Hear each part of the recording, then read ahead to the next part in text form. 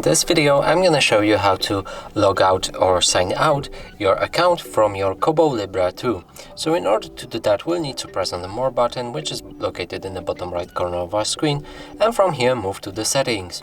Now locate accounts and click on it. From here, you'll be able to sign out from any account visible right here. So I have one right here. I'm going to press sign out and then confirm that I want to sign out.